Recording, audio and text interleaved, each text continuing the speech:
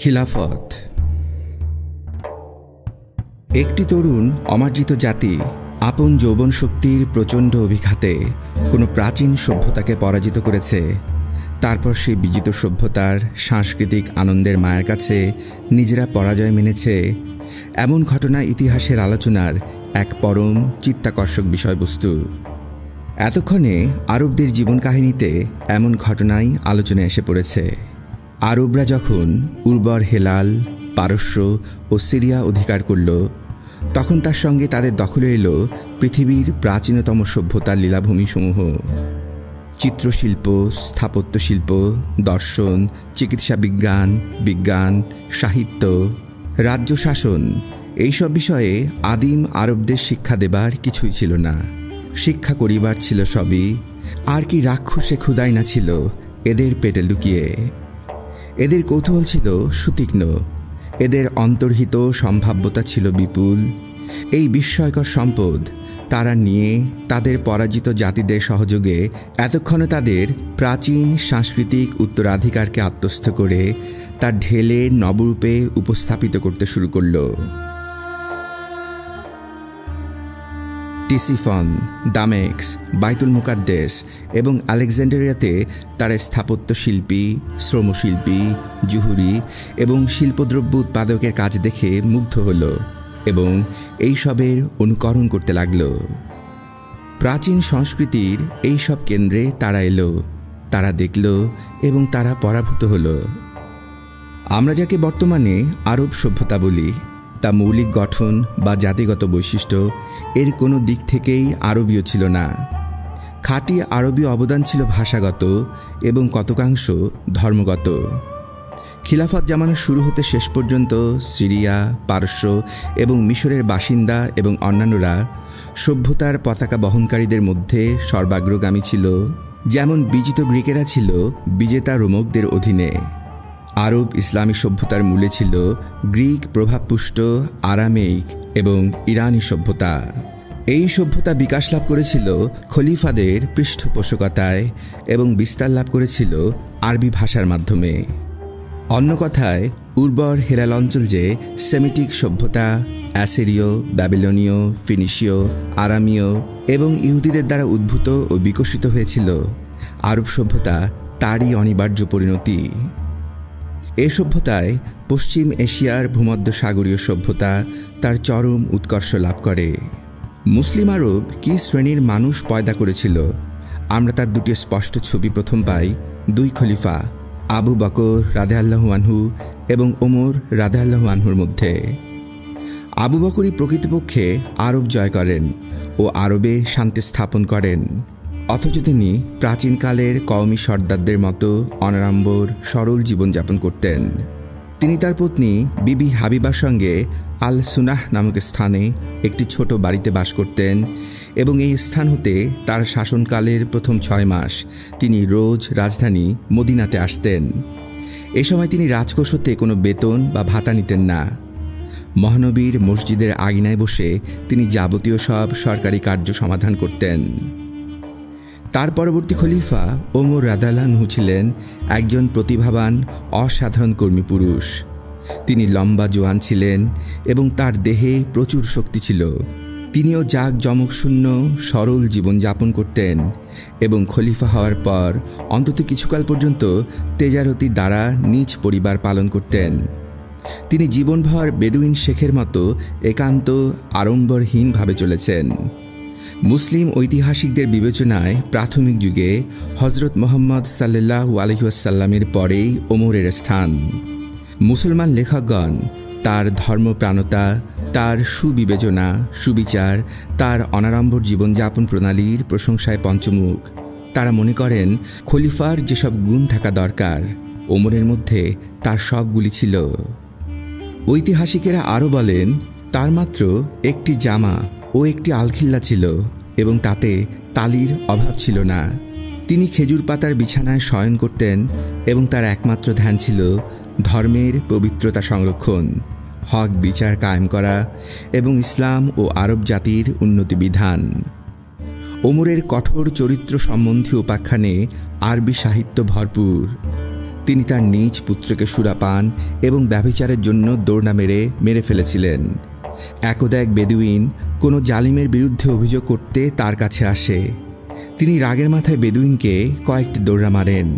এরপরই তার অনুতাপ হয়। তিনি বেদুইনকে ডেকে বেদুইনের হাত দিয়ে তার পিঠে সেই কয়েকটি দৌড়া মারতে বললেন। বেদুইন অস্বীকার করে। তখন তিনি আপনা আপনি এই বলতে বলতে চলে যান, হে আল খাত্তাবের পুত্র, তুমি নগণ্য ছিলে, আল্লাহ তোমাকে ইজ্জত দিয়েছেন। তুমি পথভ্রান্ত ছিলে, আল্লাহ তোমাকে পথ দেখিয়েছেন। তুমি দুর্বল ছিলে, আল্লাহ তোমাকে সবল করেছেন। এরপর আল্লাহ তোমাকে তোমার জাতির ঘাড়ের ওপর শাসক নিযুক্ত করেছেন। তাদেরই একজন তোমার কাছে এলো সাহায্য চাইতে, আর তুমি তাকে বেত্রাঘাত করলে। আল্লাহর কাছে যখন হাজির হবে তখন তোমার এই অন্যায়ের কৈফিয়ত কি দিবে?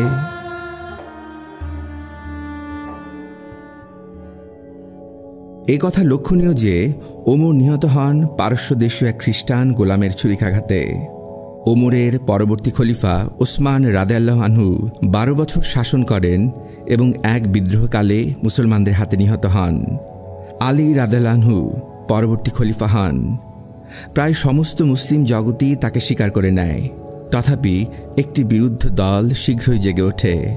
ফলে শুরু হয় সেই বংশগত লড়াই, যা পরবর্তীকালে মাঝে মাঝেই মুসলিম সাম্রাজ্যকে তোলপাড় করেছে এবং কখনো কখনো তার ভিত্তিমূল পর্যন্তকে কাঁপিয়ে তুলেছে।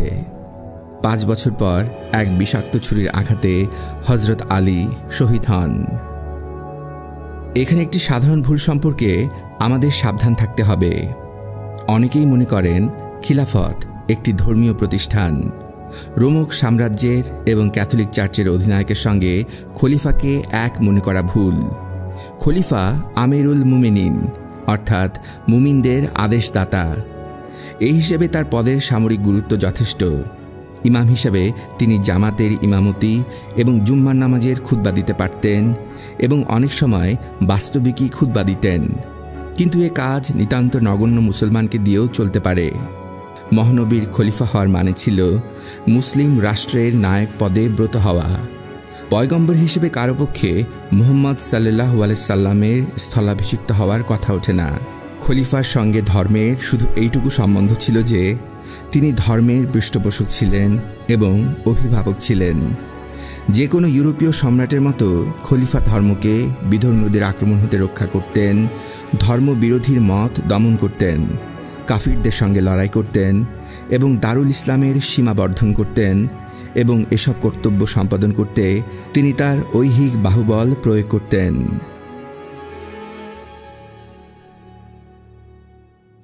অষ্টাদশ শতাব্দীর শেষার্ধের আগে ইউরোপে এমন কোনো ধারণা বদ্ধমূল হয়নি যে মুসলিম খলিফা খ্রিস্টান পোপের মতো সমগ্র জগতের মুসলমানদের উপর এক ধর্মীয় আধিপত্যের অধিকারী হোক।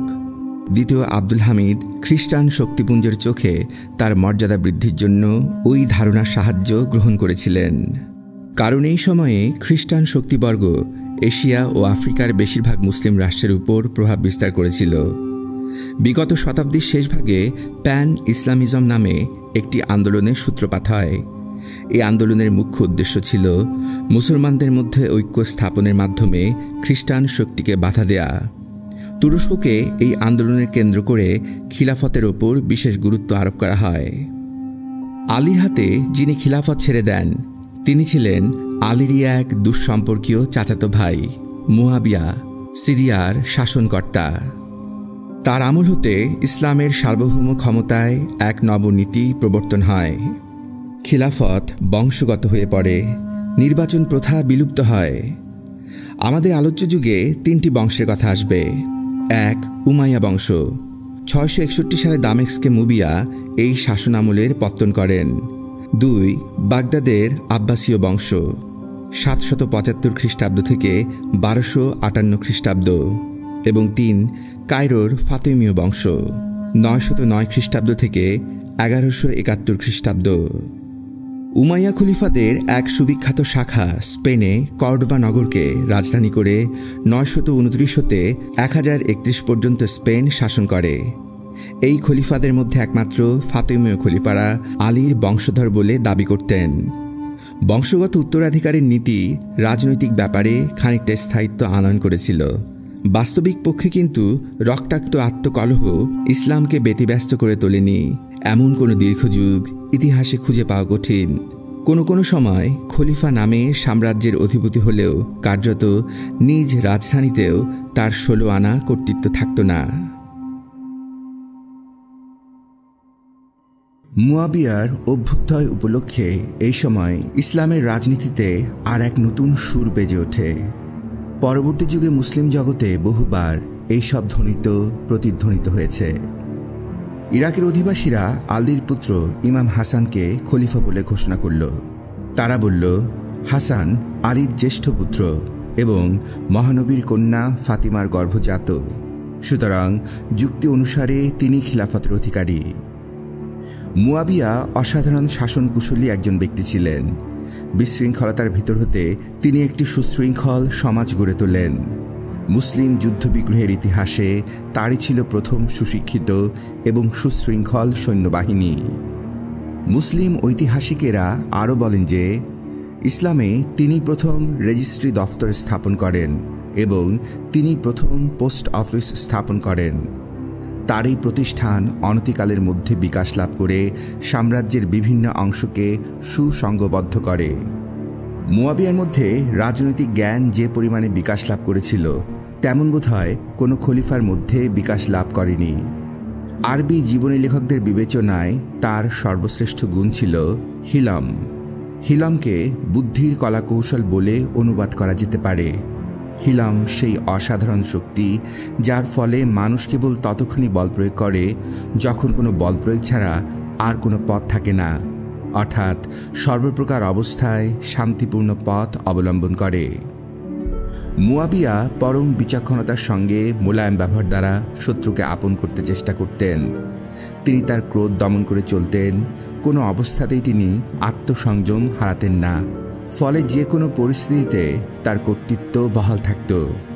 তিনি বলেছেন, যেখানে আমার চাবুক যথেষ্ট সেখানে আমি তলোয়ার ধরি না, যেখানে আমার জিহ্বা যথেষ্ট সেখানে আমি চাবুক হাতে নেই না। আর একটি চুলও যদি আমাকে দেশের ভাইয়ের সাথে বেঁধে রাখে তবে সেই চুলটি আমি ছিঁড়ি না। যখন তারা টানে আমি ঢিলা দেই, আর যদি তারা ঢিলা দেয় তখন আমি টানি।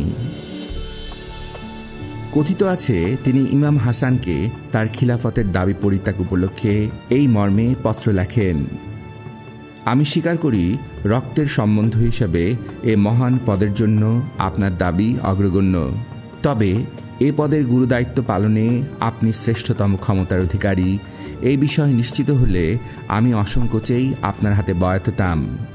তাহলে এখন ঠিক করুন আপনি কি করবেন। এই পত্রের সঙ্গে মুয়াবিয়ার দস্তখত সহ এক খণ্ড সাদা কাগজ ছিল ইমাম হাসানের পূরণের জন্যে। প্রতিদ্বন্দ্বী ইমাম হাসান এ পত্র পেয়ে স্বভাবতই মুগ্ধ হয়েছিলেন। পরবর্তী খলিফাদের মতো মুয়াবিয়া বাইজেন্টাইনদের সঙ্গে বাহুবল পরীক্ষা করেন এবং দুইবার তার সবল বাহু কনস্টান্টিনোপল পর্যন্ত প্রসারিত হয়।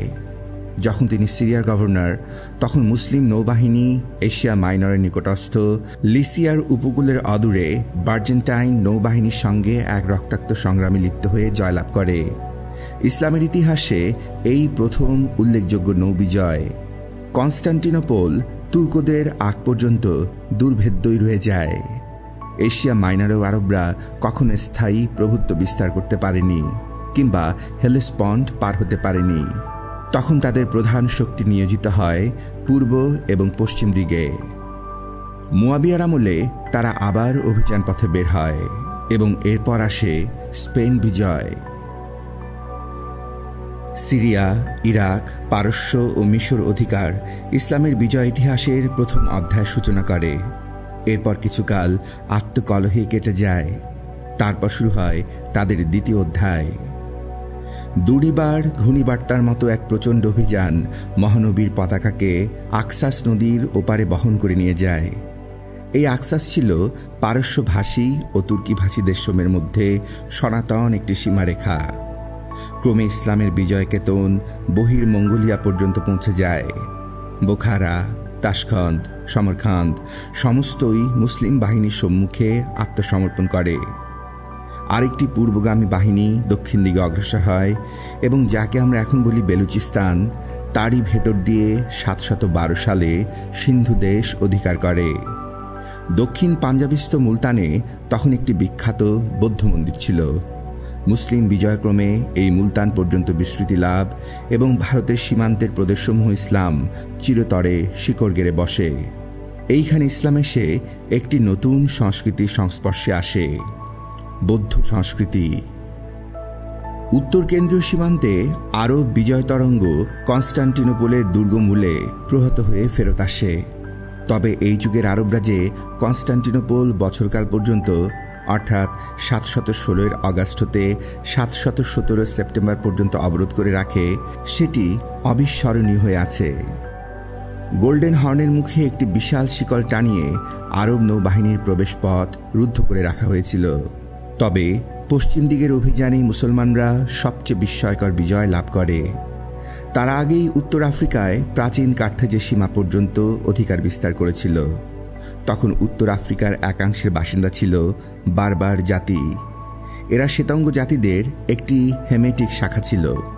ইতিহাস পূর্বযুগে হয়তো এরা সেমাইটদের সঙ্গে একই মূল জাতি হতে উদ্ভূত হয়েছিল। উপকূলভাগের বেশিরভাগ বারবাররাই খ্রিস্ট ধর্ম গ্রহণ করেছিল। টার্টেলিয়ান, সেন্ট সাইপ্রিয়ান, সর্বোপরি সেন্ট অগাস্টাইন, এরা প্রাথমিক খ্রিস্টান পুরোহিত সমাজের দিকপাল ছিলেন এবং এদের প্রত্যেকেই এই বারবার হতে উদ্ভূত হয়েছিলেন। কিন্তু উপকূল হতে ভেতরের অংশের বাসিন্দারা রোমক বা বাইজেন্টাইন সভ্যতা দ্বারা বিশেষভাবে প্রভাবিত হয়নি। আসলে উত্তর আফ্রিকার এ যাযাবর এবং অর্ধ যাযাবর জাতিসমূহের মনোবৃত্তির কাছে রোমক এবং বাইজেন্টাইন সভ্যতা কখনোই আপন বলে অনুভূত হয়নি। ইসলামের একজন মহাশক্তিশালী সেনাপতি মুসা ইবনে নুসাইয়া এই বারবারদের মধ্য দিয়ে তার বিজয় রথ চালিয়ে যান। বারবাররা তখন সভ্যতার যে স্তরে অবস্থিত, সে স্তরের লোকের কাছে ইসলামের এক বিশেষ আকর্ষণ ছিল। কাজেই সেমিটিক আরবরা সহজেই তাদের হেমেটিক জ্ঞাতি ভাইদের সঙ্গে ঘনিষ্ঠ সম্বন্ধ পেতে বসল। ইসলাম আবার এক মহা আশ্চর্যজনক সাফল্য লাভ করল। অর্ধসভ্য যাযাবর জাতিদের ভাষা ছিল আরবি, আর ধর্মে তারা ছিল ইসলাম। বিজেতাদের রক্ত নতুন রক্তের সহযোগে উজ্জীবিত হয়ে উঠল। আরবি ভাষা নিজ বিজয়ের জন্য পেল একটি বিরাট ক্ষেত্র, আর উদীয়মান ইসলাম তার বিশ্ব প্রভুত্ব স্থাপনের আরোহণের পথ পেল পা রাখার একটি নতুন স্থান। আরবরা যে দ্রুতগতিতে এবং যেমন সম্পূর্ণভাবে স্পেন অধিকার করে, তা মধ্যযুগীয় সামরিক ইতিহাসে এক অতুলনীয় স্থান অধিকার করে আছে। 710 সালে প্রথম পরীক্ষামূলক অভিযান শুরু হয়। 400 পদাতিক এবং 100 অশ্বারোহী এই অভিযানে অংশগ্রহণ করে। এরা জাতিতে ছিল সবাই বারবার এবং মুসার সৈন্যদলভুক্ত ছিল এরা। মুসা উমাইয়া খলিফাদের অধীনে উত্তর আফ্রিকার একজন গভর্নর ছিলেন। আক্রমণকারী সৈন্যদল তরিফা নামক ক্ষুদ্র উপদ্বীপে অবতরণ করে। তরিফাকে ইউরোপের সর্বদক্ষিণের ডগা বলা যেতে পারে।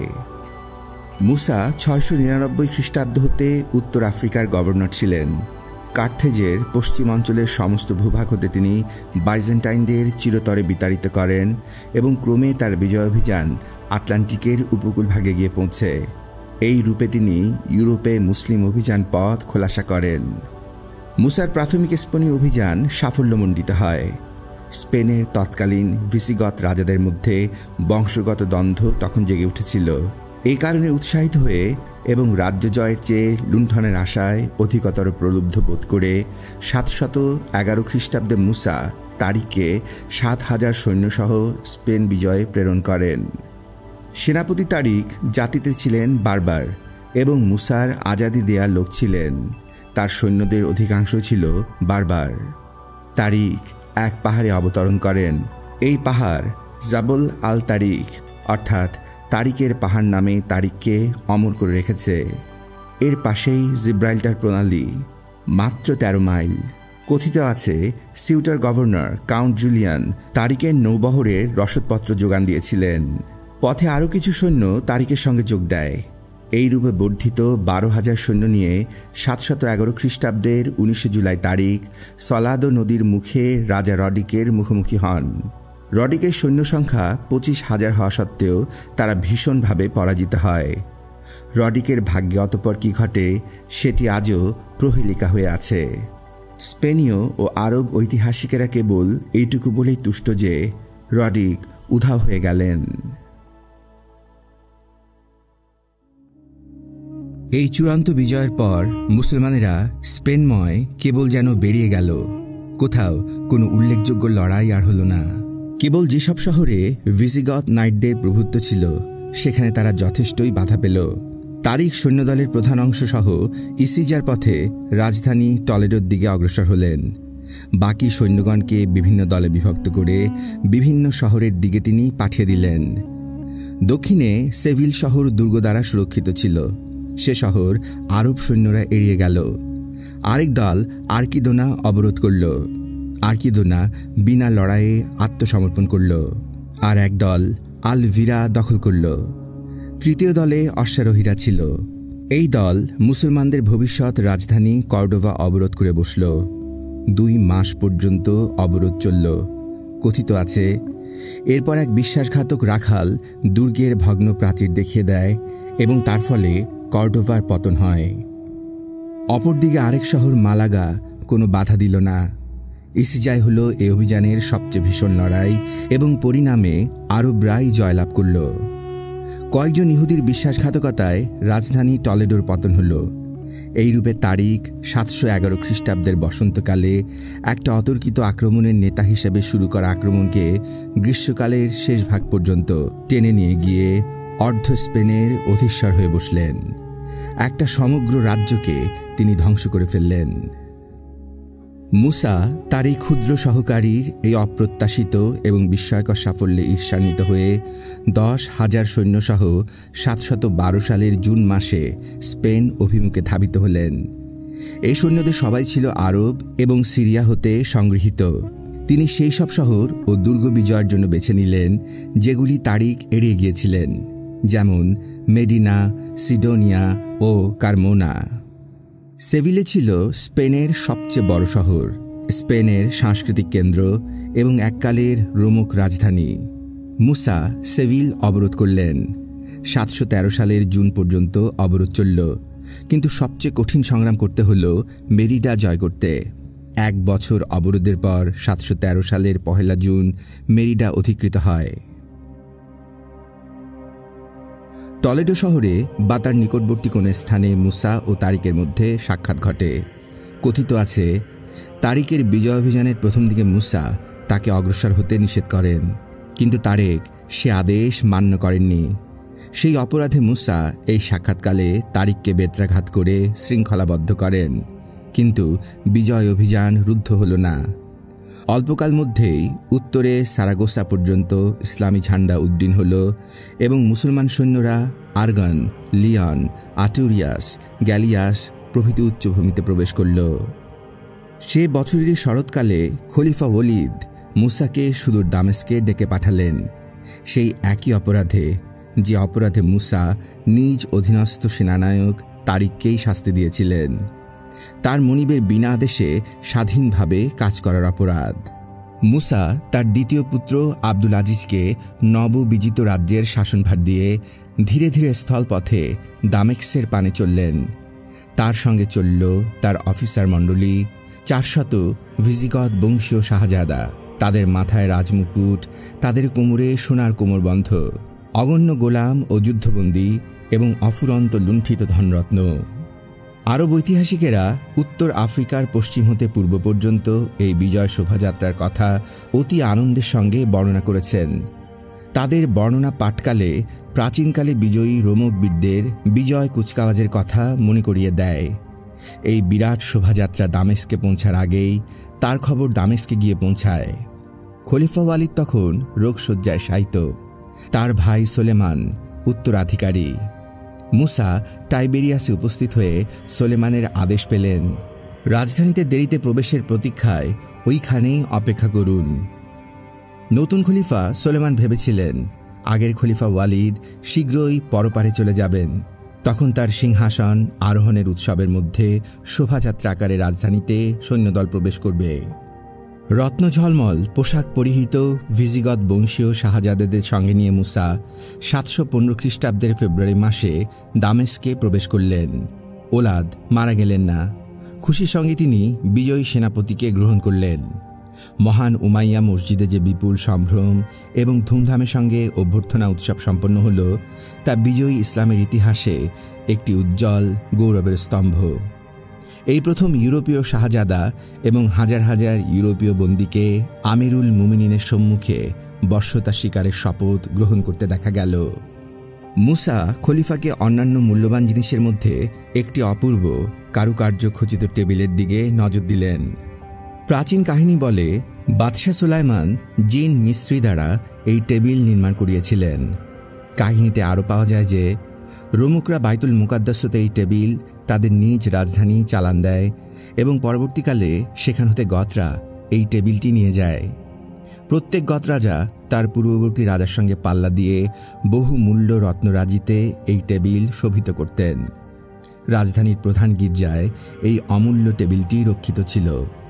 বোধহয় কোনো পুরোহিত সঙ্গে নিয়ে পলায়নের সময় তারিক তার নিকট থেকে উদ্ধার করেছিলেন। টলেডোতে যখন মুসার সঙ্গে তারিকের সাক্ষাৎ হয়, তখন মুসা তারিককে বেত মারার সঙ্গে সঙ্গে টেবিলটিও কেড়ে নেন। কিন্তু তারিক নাকি চুপে চুপে একটি পায়া সরিয়ে ফেলেন এবং খলিফার সামনে পড়ে নাটকীয়ভাবে হারানো পায়াটি উপস্থিত করেন। টেবিলটি যে তিনি আসলেই সংগ্রহ করেছিলেন তারই প্রমাণস্বরূপ। সে সময়কার অনেক করিতকর্মা আরব সেনাপতির ভাগ্যে যা ঘটেছে, মুসার ভাগ্যেও তাই ঘটল। অলিদের পরবর্তী খলিফা তাকে অপদস্থ করলেন। রোদে হয়রান হয়ে ভেঙে না পড়া পর্যন্ত তাকে খোলা আকাশতলে দাঁড়িয়ে থাকতে হলো। তার সম্পত্তি বাজেয়াপ্ত করা হলো। তাকে সর্বক্ষমতা হতে বঞ্চিত করা হলো।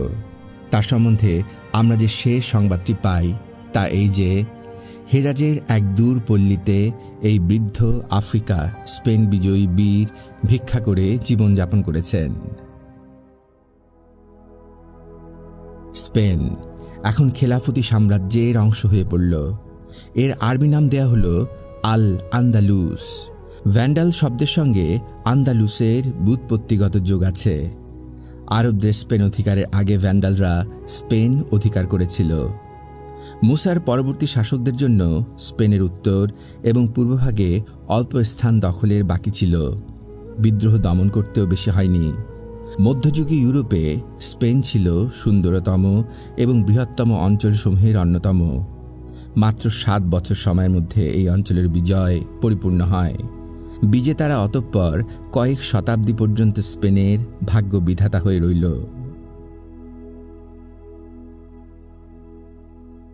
এই বিস্ময়কর বিজয়মালাকে আপাত দৃষ্টিতে অপূর্ব বলেই মনে হয়, তবে এর কারণ নির্ধারণ করা কঠিন নয় এবং উপরে যে সংক্ষিপ্ত বিবরণ দেওয়া হয়েছে তা থেকেই এই কারণ অনুমান করা চলে। ভিসিগতরা অর্থাৎ পশ্চিমী গতরা খ্রিস্টীয় 5ম শতাব্দীর প্রথম ভাগে বর্বর টিউটান জাতি হিসেবে স্পেনে প্রবেশ করে। এদের এবং স্পেনীয় রোমক বাসিন্দাদের মধ্যে বিভেদ রেখা কোনো ক্রমেই মুছে ফেলা সম্ভব হয়নি।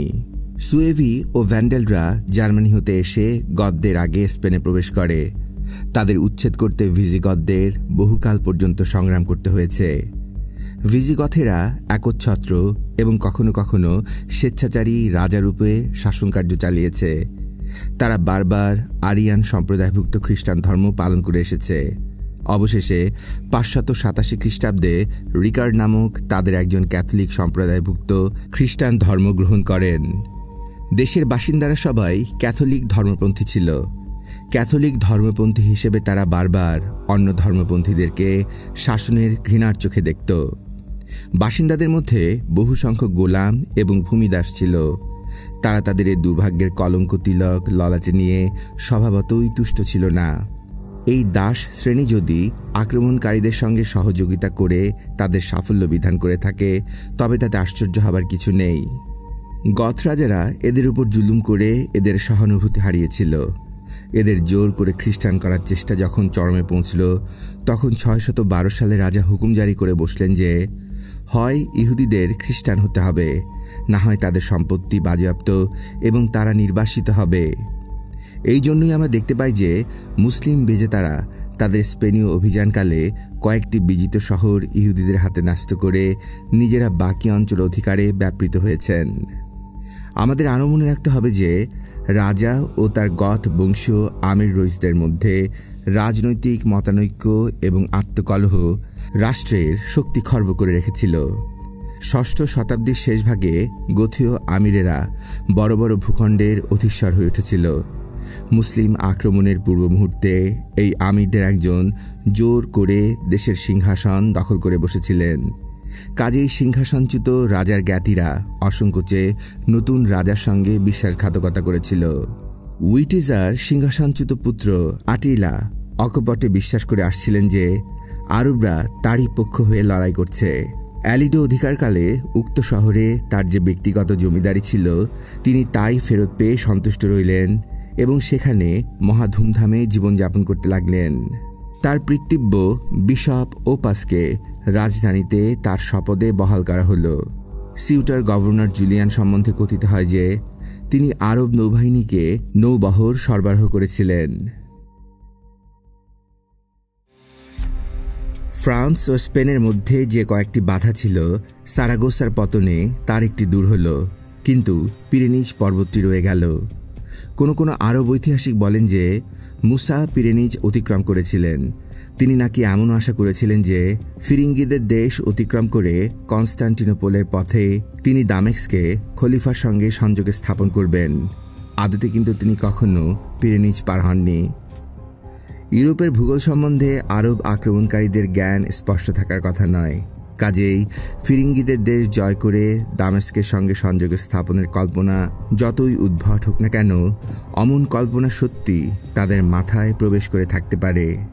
মুসার পরবর্তীদের মধ্যে তৃতীয় জন আলহার ইবনে আব্দুর রহমান আল থাকাফি 717-718 সালে প্রথম পিরেনিজ অতিক্রম করেন। ফ্রান্সের মঠ ও গির্জার সৌন্দর্যে প্রলুব্ধ হয়ে এবং মেরোভেঞ্জিয়ান দরবারের প্রধান অফিসারদের সঙ্গে অ্যাকুইটেনের ডিউকদের আত্মকলহের সুযোগে আলহার মাঝে মাঝে ফ্রান্সের বুকে অতর্কিত আক্রমণ চালাতে শুরু করেন। তার উত্তরাধিকারী আসসামা ইবনে মালিক আল খাওয়ালানি এই আক্রমণ চালিয়ে যেতে থাকেন। 720 সালে আসসামারা সেপ্টেমেনিয়া দখল করেন। সেপ্টিমেনিয়া ভূতপূর্ব ভিজিগত রাজ্যের একটি সামন্ত প্রদেশ ছিল। অতঃপর তিনি নরবন অধিকার করে তাকে একটি বিশাল কেল্লায় পরিণত করেন এবং বিপুল পরিমাণ গোলাবারুদ এবং অস্ত্রশস্ত্র এখানে রক্ষিত হয়। তুনো এলাকাটি অ্যাকুইন্টেনের ডিউক ইউডিএসের রাজধানী ছিল। তার প্রবল প্রতিরোধে মুসলিম বাহিনী পরাভূত হয়। এই সংগ্রামে আসসামারা শহীদ হন। এরূপে একজন জার্মান রাজপুত্র মুসলমানদের বিরুদ্ধে একটি উল্লেখযোগ্য বিজয় লাভ করেছিলেন। পিরেনিজদের ওপারে মুসলমানদের পরবর্তী অভিযানও সফল হয়নি। আসসামারার পর আব্দুর রহমান ইবনে আবদুল্লাহ আল গাফিকি স্পেনের শাসনকর্তা হন। তিনি উত্তর অঞ্চলে সর্বশেষ এবং সর্বশ্রেষ্ঠ অভিযান করেন। 732 খ্রিস্টাব্দের বসন্তকালের প্রথম ভাগে আব্দুর রহমান পশ্চিম পিরেনিজের পথে অগ্রসর হন।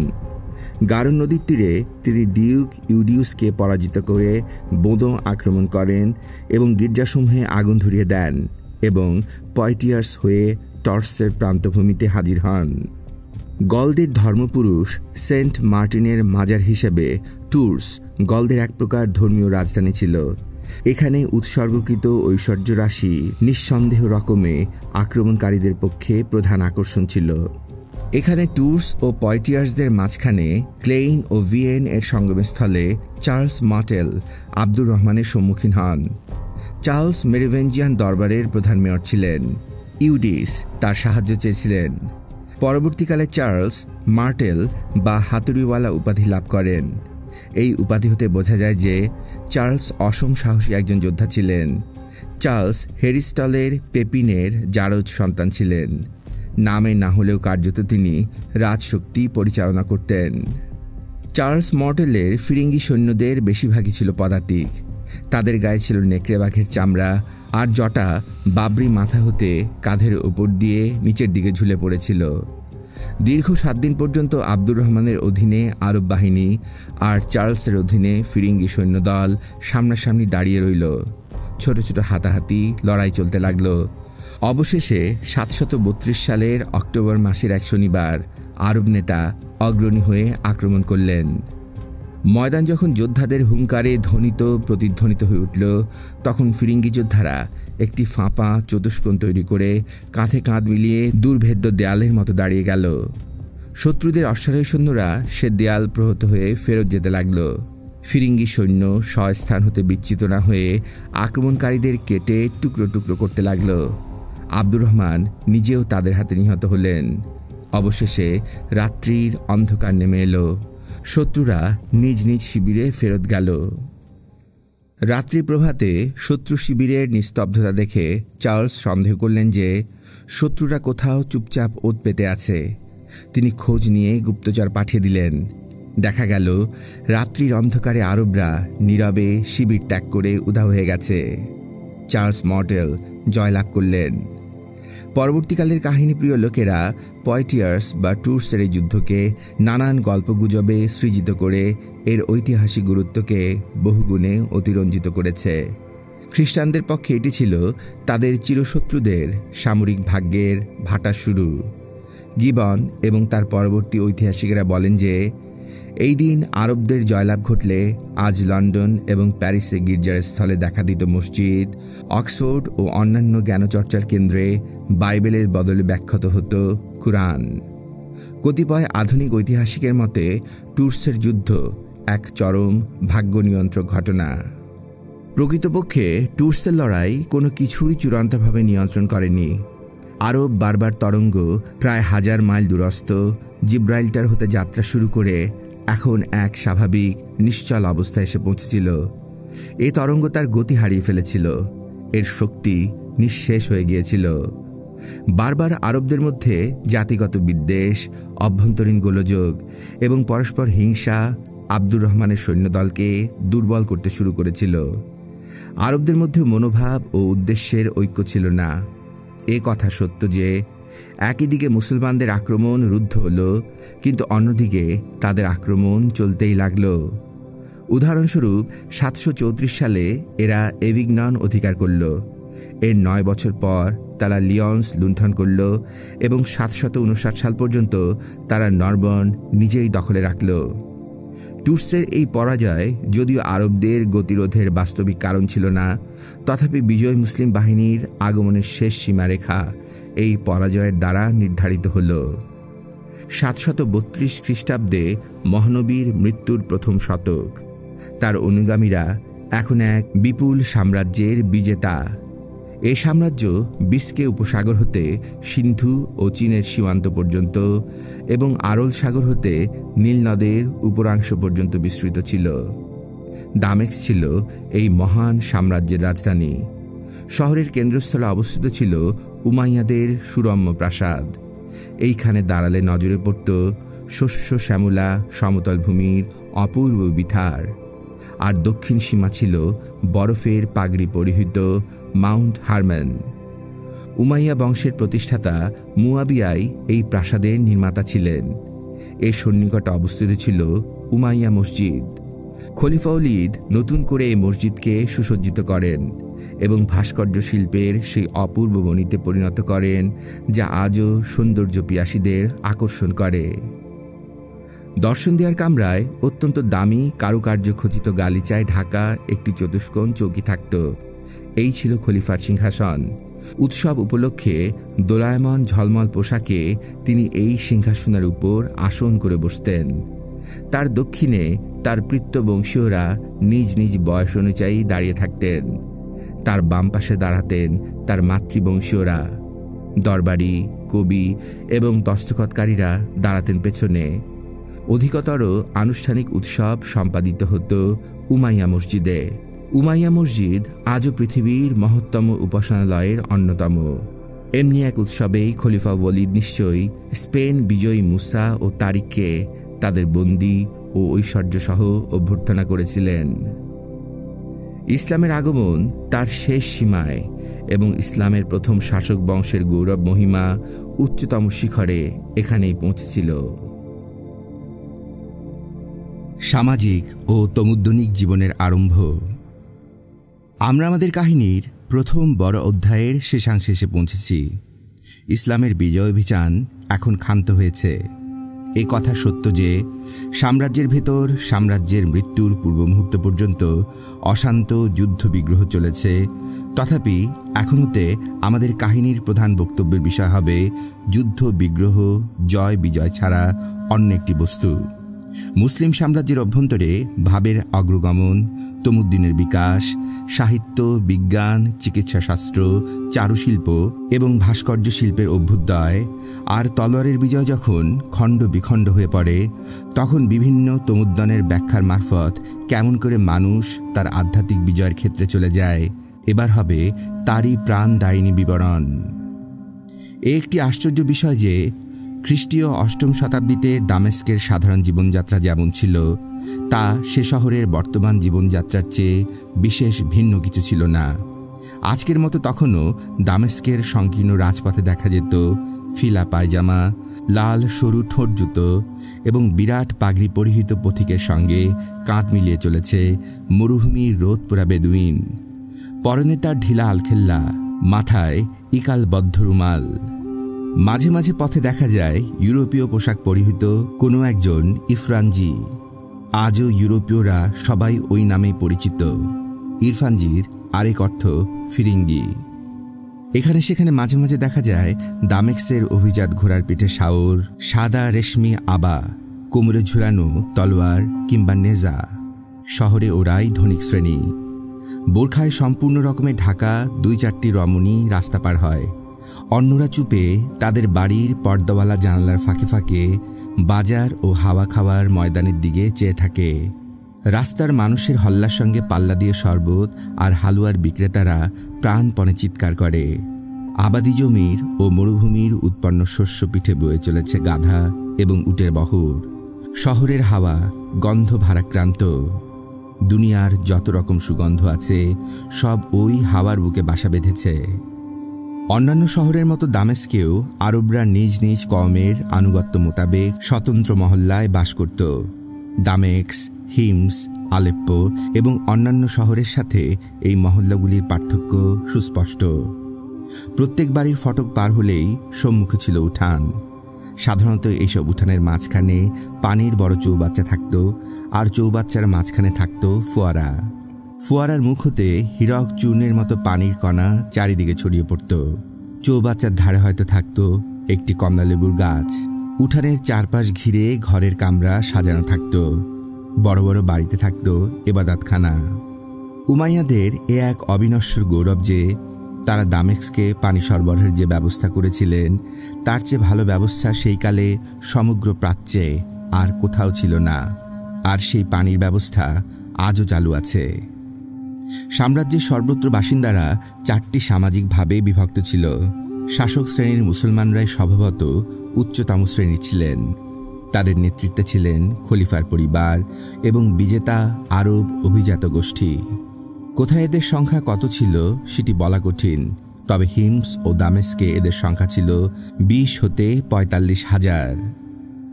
আরব মুসলমানদের পরবর্তী স্তরভুক্ত ছিল নবদীক্ষিত মুসলমানগণ। নীতি হিসাবে এরা ইসলামের সর্বপ্রকার নাগরিক অধিকারের অধিকারী ছিল। উমাইয়া আমলের প্রায় আগাগোড়ায় জমির মালিকেরা ধর্ম নির্বিশেষে খাজনা দিত। তথাপি সরকারি আয় কমে যাওয়ার একটা নিঃসন্দেহ কারণ ছিল ইসলামের নবদীক্ষা। এই নবদীক্ষিত মুসলমানরাই মুসলিম সমাজের নিম্নতম স্তরভুক্ত ছিল। তাদের এ সামাজিক মর্যাদাহীনতার জন্য তারা হামেশাই বিক্ষুব্ধ থাকত। আর এই জন্যই আমরা ইতিহাসে দেখতে পাই যে বারবার তারা ইরাকে শিয়া দল এবং ইরানে খারিজি দলে যোগদান করেছে এবং তার ফলে ঘটেছে অন্তহীন আত্মকলহ এবং রক্তপাত। তাদের ধর্মোৎসাহ অনেক সময় ধর্ম উন্মাদনায় পরিণত হয়ে অমুসলমানদের উপর অত্যাচারের কারণ হতো। প্রাথমিক যুগের মুসলমানদের মধ্যে যারা সবচেয়ে বেশি পরিমাণে পরমত অসহিষ্ণু ছিল, তাদের মধ্যে ইহুদি খ্রিস্টান ধর্ম হতে ইসলামে দীক্ষিতের দলই বিশেষ উল্লেখযোগ্য ছিল। মুসলমান সমাজ স্বভাবত জ্ঞান বিজ্ঞান চর্চায় এবং চারুশিল্পের অনুশীলনে প্রথম আকৃষ্ট হয়, কারণ এদেরই সাংস্কৃতিক ঐতিহ্য ছিল দীর্ঘতম। এরা মুসলমান আরবদের তুলনায় তখন জ্ঞান বিজ্ঞানের চর্চায় শ্রেষ্ঠতর স্থান দখল করতে লাগল এবং অচিরেই রাজনৈতিক নেতৃত্বের ক্ষেত্রে প্রতিযোগিতায় অবতীর্ণ হল। বিজেতা আরবদের সঙ্গে বিয়ে শাদী করে তারা আরব রক্তে মিশ্রণ আমদানি করল এবং পরিণামে বিভিন্ন জাতির সংমিশ্রণে আরব রক্তের পূর্ব বৈশিষ্ট্য আর বজায় রইল না। তৃতীয় সামাজিক শ্রেণী গঠিত ছিল শোয়ে নেয়া সম্প্রদায়ের দ্বারা, যারা প্রত্যাদেশপ্রাপ্ত ধর্মে বিশ্বাসী ছিল, তথাকথিত জিম্মি দল, খ্রিস্টান, ইহুদি, সেবিয়ান। এদের সঙ্গে মুসলমানেরা চুক্তিতে আবদ্ধ ছিল। এই শোয়ে নেয়া ধর্মের অনুসারীগণকে নিরস্ত্র করে মুসলিম আশ্রয়ে রক্ষা করা হতো এবং এর বিনিময়ে তাদের একটি কর দিতে হতো। হজরত মুহাম্মদ সাল্লাল্লাহু আলাইহি সাল্লাম এর নীতির প্রথম প্রবর্তন করেন। এর এক কারণ ছিল বাইবেলের প্রতি মহানবীর শ্রদ্ধা এবং অন্য কারণ ছিল কোনো কোনো খ্রিস্টান কওমের অভিজাত সুলভ আত্মীয়তা। জিম্মিরা তাদের এই সমাজের স্তরে ভূমিকর এবং মাথাপিছু কর হতে অনেকাংশে মুক্ত ছিল। কোনো মামলায় মুসলমান বিতাড়িত না থাকলে দেওয়ানি ও ফৌজদারি আইনঘটিত ব্যাপারে তারা কার্যত তাদের গুরুর অধীনেই বসবাস করত। মুসলিম কানুন এত পবিত্র যে তাদের প্রতি প্রযুক্ত হতে পারত না। এই আইনবিধির মৌলিক বংশ তুর্কি সাম্রাজ্যে জারি ছিল এবং সিরিয় ও ফিলিস্তিনের ওছি জামানাতেও তা মরেনি, সেটি দেখা গেছে। সমাজের নিম্নতম স্তরে ছিল গোলাম। অতি প্রাচীনকাল হতে সেমিটিক সমাজে দাসের চল ছিল। ইসলাম এ প্রথাকে বর্জন করেনি। ওল্ড টেস্টামেন্টে দাসপ্রথাকে আইনসঙ্গত প্রতিষ্ঠান বলা হয়েছে, তবে এ গ্রন্থ দাসদের ভাগ্যকে অনেকখানি উন্নত করেছিল। ধর্মীয় আইন এক মুসলমানের পক্ষে অন্য মুসলমান গোলাম করাকে হারাম করা হয়েছে, আর বাইরের কোনো গোলাম ইসলাম কবুল করলে তাকে আজাদ করার প্রেরণা দিয়েছে। ইসলামের প্রাথমিক যুগে যুদ্ধবন্দীদের মধ্যে হতে গোলাম সংগ্রহ করা হতো। এই যুদ্ধবন্দীদের মধ্যে নারী এবং শিশুও থাকত। অবশ্য মুক্তিমূল্য দিয়ে এদের আজাদ করে নেওয়া যেত।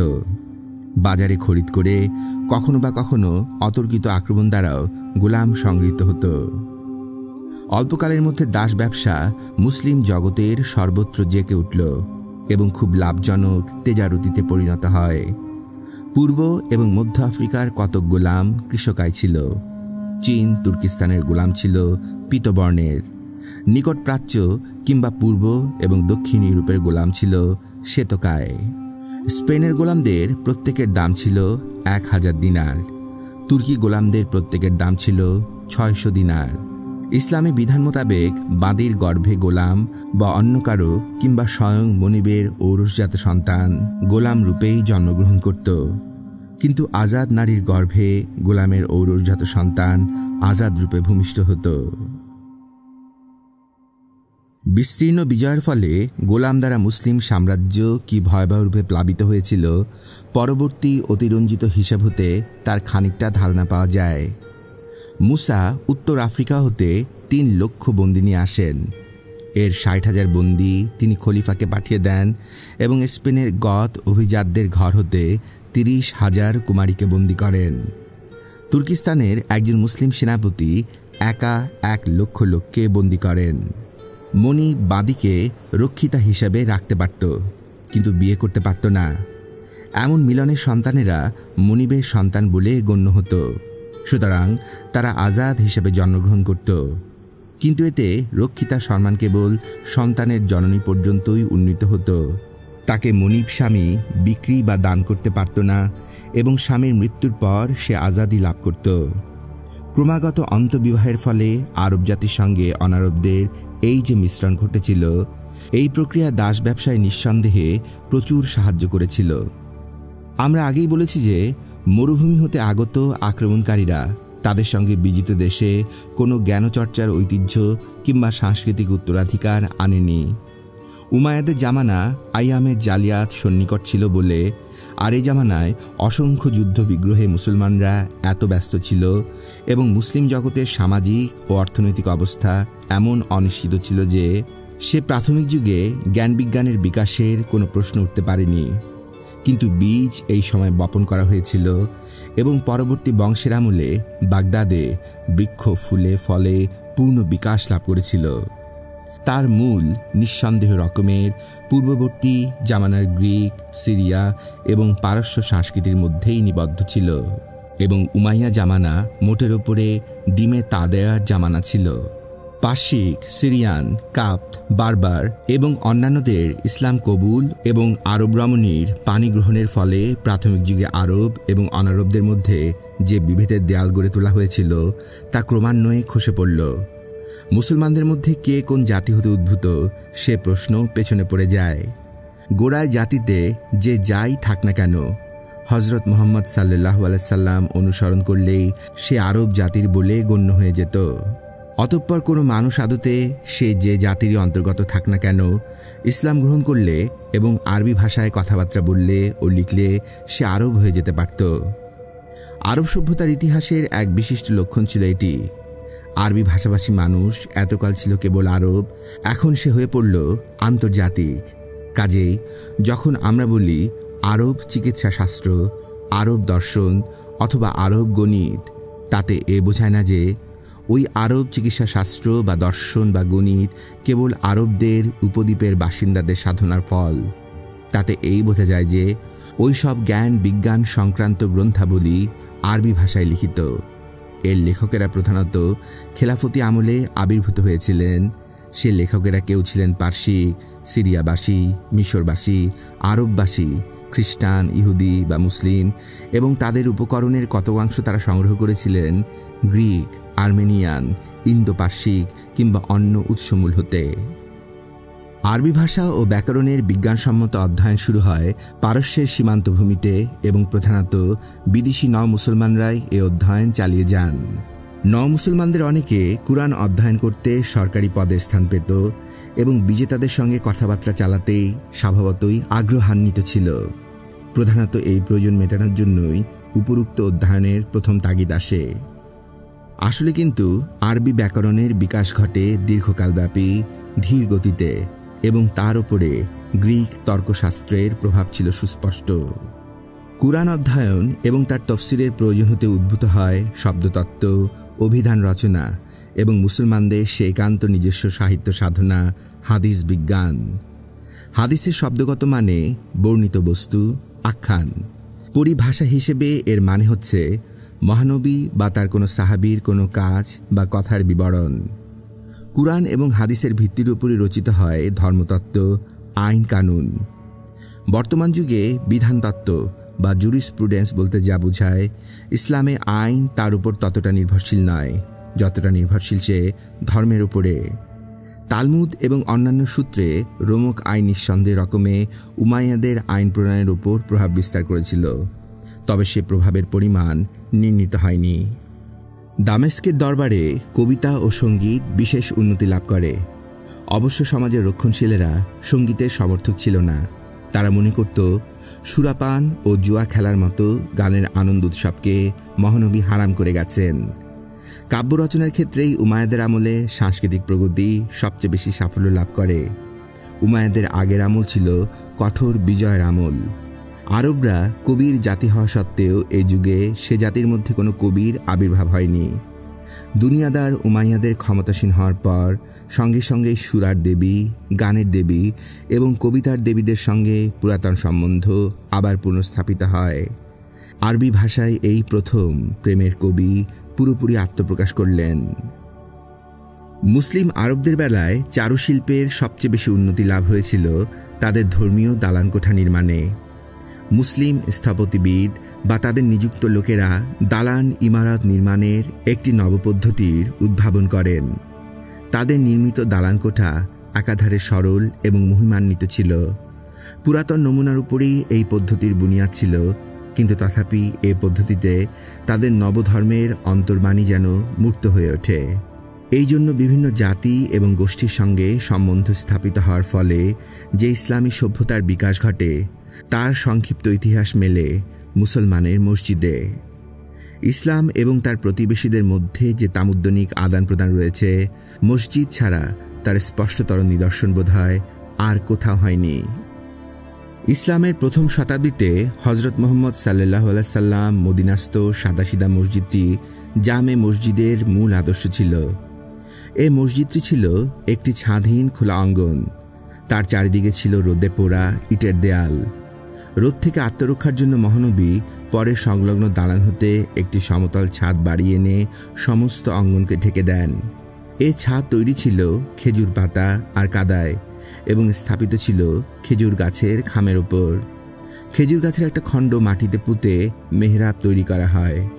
মহানবী তারই উপর দাঁড়িয়ে উপস্থিত সকলকে খুতবা দিতেন। পরে খেজুর গাছের এই খণ্ড তুলে ফেলে সেখানে সিরিয়ার গির্জার অনুকরণে 3 ধাপযুক্ত একটি কাঠের মঞ্চ স্থাপিত হয়। সুতরাং জামে মসজিদের জন্য সাধারণভাবে যা দরকার, এখানে আমরা তার একটি মোটামুটি পরিচয় পাই। একটি অঙ্গন, মুসল্লিদের সিধা তফ হতে রক্ষার জন্য একটি ছাদ এবং একটি খুতবা পাঠের মঞ্চ। পরবর্তীকালে আরবরা পশ্চিম এশিয়া এবং উত্তর আফ্রিকায় ছড়িয়ে পড়ে এবং অত্যন্ত উন্নত ভাস্কর্য শিল্পের পরিচায়ক অগণ্য ভগ্ন ও অভগ্ন দালানকোঠার অধিকারী হয়।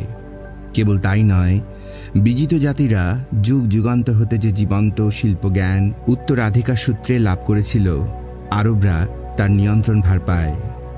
মুসলমানদের ধর্মীয় প্রয়োজনে এই জ্ঞান প্রযুক্ত হয় এবং তারই ফলে কালক্রমে বিকাশ লাভ করে সেই সুন্দর শিল্প, যাকে কেউ বলে সারাসেনি, কেউ বলে আরবি বা কেউ বলে মুসলিম আর্ট। মোহাম্মদী আর্ট শব্দ ব্যবহারে মুসলমানদের আপত্তি আছে। খ্রিস্টানরা খ্রিস্টের উপাসনা করে বলেই খ্রিস্টান। মুসলমানেরা হজরত মোহাম্মদ সাল্লাল্লাহু আলাইহি ওয়াসাল্লামের উপাসনা করে না, কাজেই তারা মোহাম্মদী নয়। বাইতুল মুকাদ্দেস বাইবেলের বহু ঘটনার সঙ্গে জড়িত। তাছাড়া হজরত মোহাম্মদ সাল্লাল্লাহু আলাইহি সাল্লাম মেরাজে যাওয়ার কালে এ স্থান ছিল তার এক মঞ্জিল। এই উভয় কারণে সেই প্রাথমিক যুগেই বাইতুল মুকাদ্দেস মুসলমানদের চোখে পবিত্র হয়ে ওঠে। পৌত্তলিক ইহুদি, খ্রিস্টান এবং মুসলিম ঐতিহ্যে পবিত্র এক ভূখণ্ডের ওপর 691 সালে পাথরের গম্বুজ নির্মিত হয়। কথিত আছে, ওই স্থানেই ইব্রাহিম আলাইহিস সালাম তার পুত্র ইসমাইলকে কোরবান করতে চেয়েছিলেন। এই গম্বুজ নির্মাণে সম্পূর্ণ নতুন স্থাপত্য রীতি অনুসৃত হয় এবং খ্রিস্টানদের প্রধান গির্জার চেয়ে সুন্দর করার জন্য এ প্রস্তর গম্বুজকে এমন অভাবনীয় সুন্দর কারুকার্যে খচিত করা হয় যে আজ পর্যন্ত তার চেয়ে সুন্দর অমন আর কিছু কোথাও নির্মিত হয়েছে বলে মনে হয় না। দামেস্কের জামে মসজিদের দিকে চাইলে আরও স্পষ্টভাবে বোঝা যায় কিভাবে আরব সভ্যতার বিকাশ ঘটে। 705 সালে খলিফা ওয়ালিদ দামেস্কের খ্রিস্টান গির্জার স্থান নিয়ে নেন। এ স্থানে আদি যুগে ছিল জুপিটারের মন্দির। খ্রিস্টানরা এ স্থানকে উৎসর্গ করে সেন্ট জনের নামে। এখানেই খলিফা উমাইয়া মসজিদ নির্মাণ করেন। খ্রিস্টানদের গির্জার কতটুকু মসজিদ নির্মাণকালে সংরক্ষিত হয়েছিল সেটি এখন বলা কঠিন। প্রাচীন গির্জার বুরুজের উপর দক্ষিণের 2টি মিনার স্থাপিত হয়, কিন্তু উত্তরের মিনার ওয়ালিদ নিজে তৈরি করেছিলেন। এই মিনার আলোক স্তম্ভ হিসেবে ব্যবহৃত হতো এবং এরই অনুকরণে সিরিয়া, উত্তর আফ্রিকা এবং স্পেনে বহু মিনার নির্মিত হয়। যে সকল খাঁটি মুসলিম মিনার আজও টিকে আছে, তার মধ্যে এটি সবচেয়ে প্রাচীন।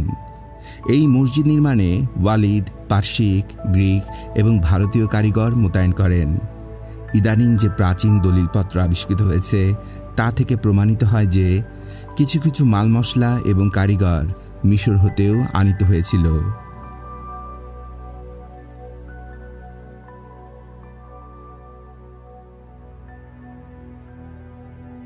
গৌরবের যুগে বাগদাদ। আরবগণ সৌন্দর্য চর্চা ও জ্ঞানবিজ্ঞানের অনুশীলনে যেমন আত্মনিয়োগ করে, অনাচারেও তারা তেমনি আকৃষ্ট হয়ে পড়ে। 8ম শতাব্দীর মধ্যভাগের কিঞ্চিত আগে একজন বাঁদির গর্ভজাত খলিফা উমাইয়া সিংহাসনে আরোহণ করেন। এটি অত্যন্ত অশুভ লক্ষণ।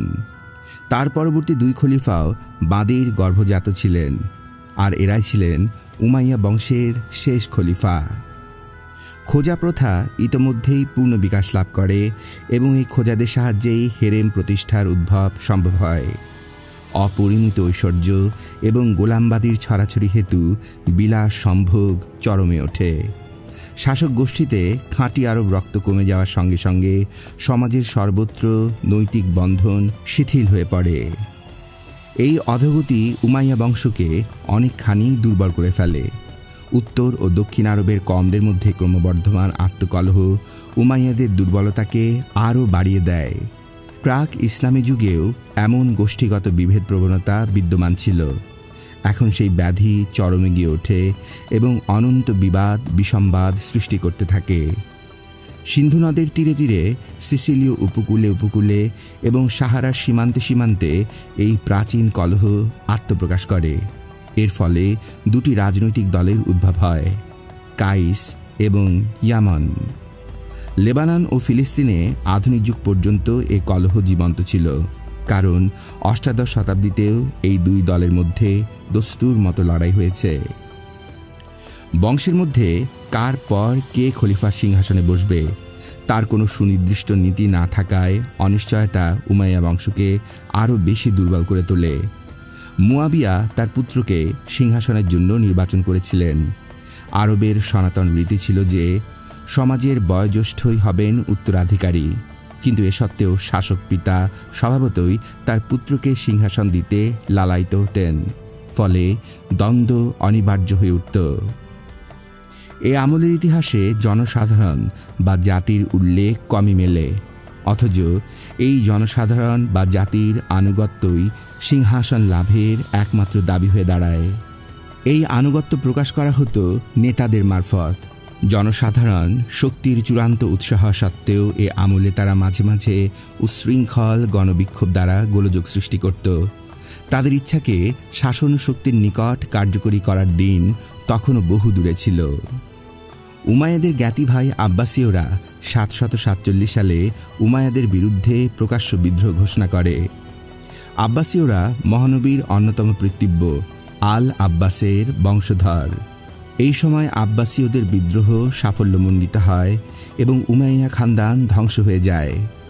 জনৈক আব্বাসীয় সেনাপতি ক্ষমতাচ্যুত উমাইয়া পরিবারের 80 জন নেতৃস্থানীয় ব্যক্তিকে এক ভোজে দাওয়াত করেন এবং ভোজের সময় তাদের প্রত্যেককে কেটে টুকরো করে তাদের মৃত এবং অর্ধমৃত দেহের ওপর চামড়ার চাদর বিছিয়ে দেন। প্রথম আব্বাসীয় খলিফা নিজেকে আস-সাফা বা রক্তপাতকারী বলে পরিচয় দিতেন এবং পরে এই তার উপনাম হয়ে দাঁড়ায়। আস-সাফার এই কাজের ফল ছিল দূরগামী। নতুন রাজবংশ তাদের নীতি কাজে পরিণত করার জন্য জোর জুলুমের উপর নির্ভর করতে শুরু করে। এই জামানার জল্লাদরা একটি চামড়াকে তাদের গালিচা হিসেবে ব্যবহার করত। ইসলামের ইতিহাসে এই প্রথম সেই চামড়া খলিফার সিংহাসনের পাশে তার অনুবদ্ধ হিসাবে স্থান লাভ করে। আব্বাসীয় খলিফারা কোনোদিনই উত্তর আফ্রিকা ও স্পেনের ওপরে শাসন পরিচালনা করেননি, কিন্তু তারা পরবর্তী 500 বছর পর্যন্ত মুসলিম জগতের পূর্বাংশ শাসন করেছে। তাদের বংশের সপ্তত্রিংশ খলিফা 1258 সালে মুঘলদের হাতে নিহত হন। প্রকৃতপক্ষে এই আব্বাসীয়দের আমলেই ইসলামী সভ্যতা সোনালী যুগে প্রবেশ করে। বাগদাদ আব্বাসীয় খলিফাদের সৃষ্টি। এই বংশের দ্বিতীয় খলিফা টাইগ্রিস নদীর পশ্চিম পাড়ে পত্তন করেন। এইখানে প্রাচীন যুগের কয়েকটি মহাশক্তিশালী সাম্রাজ্যের রাজধানী ছিল। খলিফা তার রাজধানীর জন্য স্থান নির্বাচনকালে বলেন, এখানে সুন্দর একটা সেনানিবাস হবে। তাছাড়া এই টাইগ্রিস নদীর সাহায্যে আমরা সুদূর চীন পর্যন্ত বহু দেশের সঙ্গে সংযোগ স্থাপন করতে পারব। সমুদ্রের ঐশ্বর্য যা পাওয়া যাবে নিয়ে আসতে পারব আমরা। মেসোপটেমিয়া, আর্মেনিয়া এবং তাদের সন্নিহিত স্থান হতে খাদ্যদ্রব্য আমদানি করতে পারব। এর ওপর এর কাছে আছে ইউফ্রেটিস, এর মধ্য দিয়ে সিরিয়া আর রাকা এবং তৎসংলগ্ন স্থান হতে বহু জিনিস আমরা আনতে পারব। উদ্ধৃতি সম্পন্ন। তার নির্বাচন বুদ্ধিমত্তার পরিচায়ক ছিল। 1 লক্ষ কারিগর এবং ওস্তাগর 4 বছর ক্রমান্বয়ে কাজ করে চলে। এমনিভাবে জেগে ওঠে এই স্বপ্নের শহর। শহরটি গোলাকার ছিল, এজন্য এই শহরের আরেক নাম গোল শহর। শহরের চারপাশে ছিল পরপর 2টি পাকা দেয়াল, তারপরে ছিল একটি গভীর পরিখা, তারপরে ছিল ইটের আরও একটি দেয়াল 90 ফিট উঁচু। এই শেষ দেয়াল কেন্দ্রস্থানকে ঘিরে থাকত। দেয়ালের চারপাশে 4টি ফটক ছিল এবং সেই ফটকের ভেতর দিয়ে 4টি রাজপথ নির্গত হয়ে সাম্রাজ্যের 4 কোণ পর্যন্ত বিস্তৃত ছিল। এইসব দেয়ালবৃত্তের মাঝখানে অবস্থিত ছিল খলিফার প্রাসাদ। প্রাসাদের এক পাশে ছিল সোনার দরজা, অন্য পাশে ছিল সবুজ গম্বুজ। প্রাসাদের কাছেই ছিল বিশাল এক মসজিদ। দরবার মহলের গম্বুজটি উচ্চতায় ছিল প্রায় 130 ফুট। এই গম্বুজ অনুসারেই প্রাসাদের অন্যতম নাম হয়। পরবর্তীকালে একটি উপকথায় পাওয়া যায় যে এই গম্বুজের চূড়ায় দাঁড়ানো ছিল নেজা হাতে একজন অশ্বারোহী এবং বিপদের সময় নেজাটি সেই দিকে মুখ করে থাকত যেদিক হতে দুশমনদের আগমনের সম্ভাবনা থাকত। নতুন রাজধানীর অবস্থানের ফলে প্রাচ্য দেশসমূহতে নবনব ভাবের আগমনের পথ খুলে যায়। আরবের জীবনবাদ ইরানি প্রভাবের নিকট নতি স্বীকার করে। খলিফা আর আরব শেখের মতো রইলেন না, তিনি ইরানি বাদশার মতো স্বেচ্ছাচারী হয়ে ওঠেন। ক্রমে ইরানি উপাধি, ইরানি শরাব, ইরানি পত্নী, উপপত্নী, ইরানি সঙ্গীত ও ভাবধারা প্রাধান্য বিস্তার করে। তাদের প্রভাবে আদিম আরব জীবনের রুক্ষতা দূর হয় এবং জ্ঞান বিজ্ঞান অনুশীলনের এক নবযুগের দুয়ার খুলে যায়। কেবল 2 বিষয়ে আরবরা তাদের বৈশিষ্ট্য বজায় রাখতে সক্ষম হয়: ইসলাম রাষ্ট্রীয় ধর্ম এবং আরবি সরকারি ভাষা রয়ে যায়। নবম শতাব্দীর শুরুতে 2 জন বিশ্ববিখ্যাত সম্রাট ইতিহাসের দিগন্তে দেখা দেন: পাশ্চাত্যে শার্লেমেন এবং প্রাচ্যে খলিফা হারুন আর রশিদ। এই দুয়ের মধ্যে হারুন নিঃসন্দেহ রকমের অধিকতর শক্তিশালী এবং উন্নততর সংস্কৃতির অধিকারী ছিলেন। স্বীয় স্বার্থের খাতিরে এই 2 জন বন্ধুত্বের সূত্রে আবদ্ধ হন। শার্লেমান হারুনের বন্ধুত্ব কামনা করেন এই জন্য যাতে হারুন শার্লেমানের শত্রু বাইজেন্টাইনদের সাহায্য না করেন। আবার হারুন শার্লেমানের বন্ধুত্ব কামনা করেন এই জন্য যাতে শার্লেমেন হারুনের বিপজ্জনক দুশমন স্পেনের উমাইয়াদের সাহায্য না করেন, কারণ ইতিমধ্যে উমাইয়াদের এক শাখা স্পেনে এক মহাশক্তিশালী এবং সমৃদ্ধ রাজ্য গড়ে তোলে। পাশ্চাত্য লেখকদের মতে এই 2 সম্রাট তাদের বন্ধুত্বের পরিচয় হিসেবে নিজেদের মধ্যে দূত ও উপহার আদান প্রদান করেন। এ আমলের একজন ফিরেঙ্গি লেখককে কেউ কেউ শার্লেমানের সেক্রেটারি রূপে বর্ণনা করেছেন। উনি বলেন, পাশ্চাত্যের মহান সম্রাটের দূত পারস্যের রাজা হারুনের নিকট হতে বহু দামি সওগাত সহ ফেরত এলেন। এই সওগাতের মধ্যে ছিল কাপড় চোপড়, গন্ধদ্রব্য এবং একটি হাতি। এই বিবরণে আরও পাওয়া যায় যে এই সওগাতের মধ্যে একটি সূক্ষ্ম কাজ করা ঘড়ি ছিল। হারুন তার প্রদত্ত উপহারগুলির মধ্যে একটি অদ্ভুত বাদ্যযন্ত্র দিয়েছিলেন বলে যে কাহিনী প্রচলিত আছে তা বহু মনোরম কাহিনীর মতোই সম্পূর্ণ অলীক। মূল বিবরণে ক্লেপসিড্রা শব্দটির ভুল অনুবাদ হতে এই কাহিনীর উদ্ভব। শব্দটির আসল মানে হচ্ছে পানির সাহায্যে সময় পরিমাপ করার একটি কৌশল। স্বভাবতই ঘড়িটি সম্পর্কেই এই শব্দ প্রযুক্ত হয়েছিল। হারুন বাইতুল মুকাদ্দেসের বড় গির্জা চাবি শার্লেমেনের নিকট পাঠিয়েছিলেন বলে যে কাহিনী শোনা যায় সেটিও ভিত্তিহীন। এইসব উপহার এবং দুধ বিনিময় হয় 797 সাল হতে 806 সালের মধ্যে। কিন্তু আশ্চর্যের বিষয়, এ সম্বন্ধে মুসলিম লেখকেরা একদম চুপ। অন্য বহু দুধ এবং উপহার বিনিময়ের কথা তারা উল্লেখ করেছেন। খলিফা হারুনের আমলে বাগদাদের বয়স 50-এরও কম ছিল, অথচ এই স্বল্প পরিসর সময়ের মধ্যে বাগদাদ একদম শূন্য হতে মহা ঐশ্বর্যশালী এবং আন্তর্জাতিকভাবে গুরুত্বপূর্ণ শহর হয়ে ওঠে। সে যুগে এই ছিল বাইজেন্টাইনিয়ামের একমাত্র প্রতিদ্বন্দ্বী। সাম্রাজ্যের শ্রীবৃদ্ধির সঙ্গে সঙ্গে রাজধানী বাগদাদের ঐশ্বর্য মহিমাও বেড়ে চলে। বাগদাদ হয়ে ওঠে এ দুনিয়ার অতুল্য নগরী। হেরেম, খোজাদের আবাস এবং আমলাদের ইমারতসহ খলিফার প্রাসাদ গোল শহরের 3 ভাগের 1 ভাগ জুড়ে ছিল। প্রাসাদের মধ্যে সবচেয়ে জাঁকজমকপূর্ণ ছিল তার মোলাকাত মহল। প্রাচ্যের শ্রেষ্ঠ গালিচা, পর্দা, সোফা ইত্যাদিতে সুসজ্জিত থাকত এ মহলটি। খলিফার বেগম ছিলেন জোবায়দা, তিনি ছিলেন সম্বন্ধে চাচাতো বোন। পরবর্তী যুগের লোকেরা খলিফার জীবনকে যে গৌরব মহিমায় মণ্ডিত করেছে, বেগম জোবায়দা তার আংশিক অধিকারিণী। মণি মাণিক্য খচিত সোনারূপার বাসনপত্র ছাড়া অন্য কোনো বাসন জোবায়দার টেবিলে স্থান পেত না। তিনি প্রথম তার জুতা বহুমূল্য মণি মাণিক্য খচিত করেন। কথিত আছে, হজ করতে যাওয়া উপলক্ষে তিনি 3 লক্ষ দিনার ব্যয় করেন। এই অর্থের আংশিক ব্যয়ে 20 মাইল দূরের এক নদী হতে খাল কেটে মক্কা শরীফে পানি আনা হয়। সৌন্দর্যে জোবায়দার প্রতিদ্বন্দ্বিনী ছিলেন হারুনের সাতেলা বোন উলাইয়া। উলাইয়ার কপালে সামান্য একটু দাগ ছিল। সেই দাগ ঢাকার জন্য উলাইয়া একটি জড়োয়া ফিতা ব্যবহার করেন। অল্পকালের মধ্যেই ফ্যাশন জগতে আল উলাইয়া নামে এই ফিতার ব্যবহার ছড়িয়ে পড়ে। খলিফার অভিষেক উৎসব, বিয়ে শাদী, হজে গমন এবং বিদেশি দূতদের অভ্যর্থনা ইত্যাদি বিশেষ অনুষ্ঠান উপলক্ষে রাজকীয় ঐশ্বর্য ও ধুমধামের পূর্ণ আয়োজন হতো। 825 সালে খলিফা মামুনের সঙ্গে তার উজির কন্যা 18 বছর বয়স্কা বুরানের বিয়ে হয়। এই বিয়ে উপলক্ষে এমন বিপুল পরিমাণ অর্থ ব্যয়িত হয় যে তা সমসাময়িক আরবি সাহিত্যে অপরিমিত ব্যয়ের এক অবিস্মরণীয় কীর্তি হিসাবে স্থান পেয়েছে। নবদম্পতি মণিমুক্তা খচিত একটি সোনার পাটির ওপর দাঁড়ান। একটি খাঞ্জা হতে অতুল্য আকারের 1000 মতি তাদের উপর ছিটিয়ে দেয়া হয়। একটি বিরাট আকারের মোমবাতি রাতকে দিন করে রাখে। মেশকের বড় বড় গোলা, প্রত্যেক গোলার সঙ্গে আটকানো একটি টিকিট। সেই টিকিটে লেখা একটি জমিদারি, একটি গোলাম কিংবা অনুরূপ মূল্যবান কোনো বস্তুর নাম। আর সেই গোলা উপস্থিত শাহজাদা এবং আমির রইসদের উপর বর্ষণ করা হয়।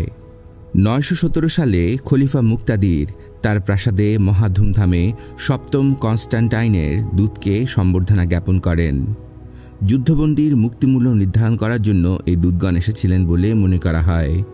অভ্যর্থনার জন্য খলিফার পক্ষ হতে যেসব লোক সারিবদ্ধ হয়ে দাঁড়ায় তাদের মধ্যে ছিল 1,60,000 অশ্বারোহী এবং পদাতিক, 7,000 সাদা এবং কালো খোঁজা এবং 700 উচ্চপদস্থ আমলা। প্যারেডের সঙ্গে চলেছিল 100 সিংহ, আর খলিফার প্রাসাদে ঝুলছিল 38,000 পর্দা। এর মধ্যে 12,500 পর্দা ছিল জরির কারুকাজ খচিত, আর বিছিয়ে দেওয়া হয়েছিল 22,000 গালিচা। দূতেরা এমন চমৎকৃত হয়ে পড়েছিলেন যে তারা প্রথমে প্রাসাদ অধ্যক্ষের কামরাকে, তারপর উজিরের কামরাকে খলিফার মোলাকাত হল বলে মনে করেছিলেন। তারা বিশেষ করে বিস্মিত হন দারাক মহল দেখে। এই মহলে 5 লক্ষ ড্রাম অর্থাৎ প্রায় 29 মণ ওজনের সোনা এবং রূপায় তৈরি একটি গাছ ছিল। তার শাখায় শাখায় বসানো ছিল সোনার তৈরি কৃত্রিম গায়কী পাখি। বাগানে গিয়ে তারা অবাক হয়ে দেখেন যে কৃত্রিম উপায়ে কতগুলি খেজুর গাছকে ছোট করা হয়েছে এবং তাতে থোকায় থোকায় ধরে আছে দুষ্প্রাপ্য জাতের খেজুর। মুসলমান রাজা বাদশাদের মধ্যে হারুন অত্যন্ত বিলাসী ছিলেন। তার ও তাঁর পরবর্তী খলিফাদের অফুরন্ত বদন্যতার আকর্ষণে চুম্বকের আকর্ষণের মতো রাজধানীতে কবি, বিদূষক, গায়ক, বাদক, নর্তক, লড়াইয়ের মোরগ ও কুকুরের শিক্ষাদাতা এবং অন্যান্য নানা রকম আনন্দ পরিবেশকেরা এসে হাজির হতো। কবি আবু নুয়াস আর রশিদের ঘনিষ্ঠ বন্ধু এবং তার অনেক নৈশ অভিসারের শরিক ছিলেন। তিনি এই গৌরবময় যুগের দরবারি জীবনের যে বিচিত্র বর্ণনা দিয়েছেন সেটি অবিস্মরণীয়। আল আগানির গ্রন্থ এই গৌরবময় যুগের কাহিনীতে পরিপূর্ণ এবং সে কাহিনী হতে মূল সত্য উদ্ধার করা কঠিন নয়। এই কাহিনীর এক কাহিনীতে আমরা শুনতে পাই যে হারুনুর রশিদের পুত্র খলিফা আল আমিন একদা অপরাহ্নে তার দরবারে বসে পিতৃব্য গায়ক ইব্রাহিমকে আবু নুয়াসের কয়েকটি কবিতা আবৃত্তির জন্য 3 লক্ষ দিনার উপহার দেন। ইব্রাহিম খলিফার নিকট হতে ইতিপূর্বে যে ভাতা পেয়েছিলেন এ দান তার সঙ্গে যোগ করে মোট পরিমাণ দাঁড়ায় 2 কোটি দিরহাম। কয়েকটি জেলার খাজনাতেই এই অর্থের সংকুলান হয়ে যেত। আলামিন টাইগ্রিস নদীতে মজলিস করার জন্য অনেকগুলি বজরা তৈরি করেছিলেন। এসব বজরার আকার নানা রকম জীবজন্তুর মতো ছিল। একটি বজরা দেখতে ছিল শুয়োরের মতো, একটি ছিল সিংহের মতো, আর একটি ছিল ঈগল পাখির মতো। এর এক একটি তৈরি করতে খরচ হতো 30 লক্ষ দিরহাম। এই বিবরণে আমরা দেখতে পাই সারা রাত্রিব্যাপী অনুষ্ঠিত কোনো একটি নাচের বিবরণ। খলিফা আল-আমিন নিজে হাজির থেকে এ নাচ পরিচালনা করেন। অনেক সুন্দরী তরুণী এ নাচের উৎসবে যোগ দেয় এবং মৃদু গানে তালে তালে নাচে। উপস্থিতদের সকলেই এই গানে শরিক হয়। অন্য একজন গ্রন্থাকার বলেন যে আর রশিদের ভাই ইব্রাহিম একদিন আর রশিদকে দাওয়াত করেন। খলিফার সামনে মাছের যে পেয়ালা দেয়া হয়, দেখা যায় সে পেয়ালায় মাছের টুকরো নেহাতি ছোট ছোট।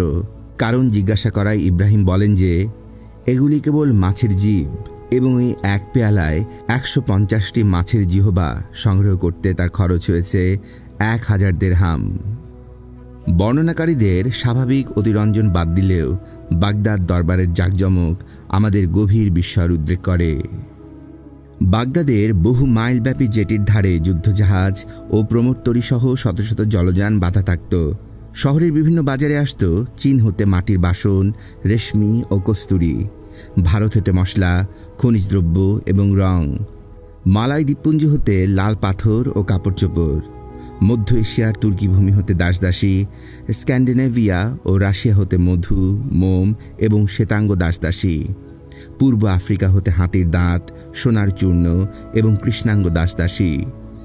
চীনা মালপত্র বিক্রির জন্য একটি খাস বাজার ছিল।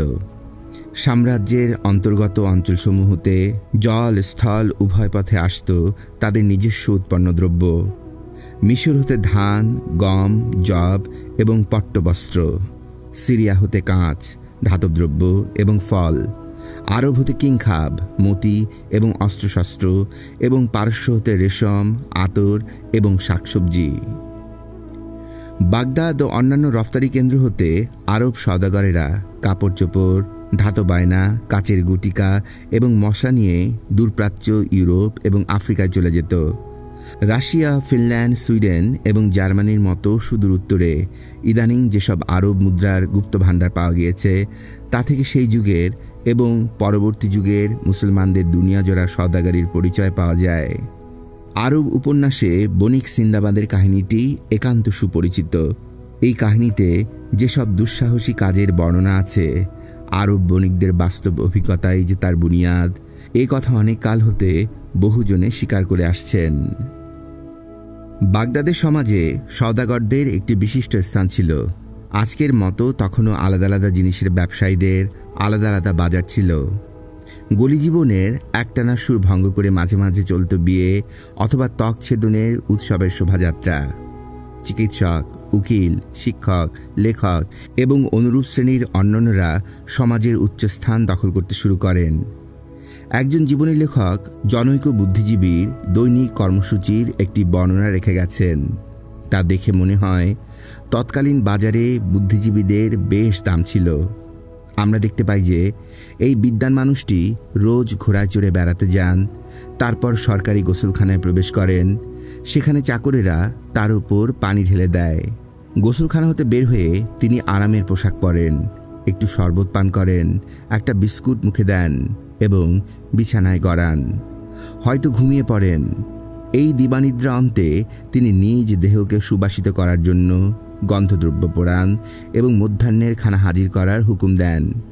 সেই খানায় সাধারণত থাকে সরুয়া, মুরগির বাচ্চা এবং রুটি। এরপর তিনি ফের নিদ্রা যান।